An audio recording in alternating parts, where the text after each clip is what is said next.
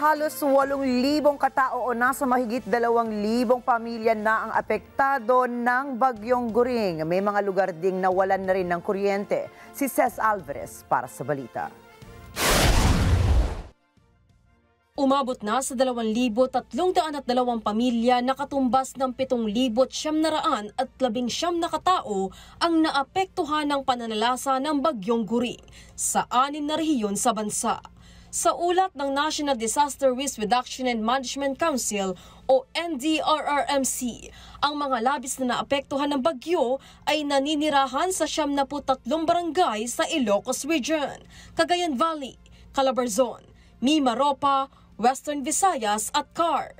Sa nasabing bilang 538 pamilya o 1,948 katao ang nasa 53 evacuation center. Habang ang 107 pamilya naman o 359 na katao ay mas piniling manirahan na lamang sa labas ng evacuation centers. Nilinaw rin ng Office of Civil Defense o OCD na kabilang sa mga apektadong pamilya ang mga hindi na kailangang ilikas pa.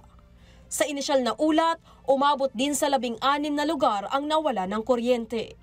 Sa tala ng OCD, nasa 2.37 billion pesos ang halaga ng pondo at relief goods ang nakahanda para sa mga apektadong pamilya. Ces Alvarez, para sa Mata ng Agila, matatag, matapang, matapat. Maraming salamat sa inyong pagsubaybay sa Mata ng Agila Primetime. Para malaman ang matatag, matapang at matapat na mga balita, ay i-follow lamang at mag-subscribe sa @Net25 TV.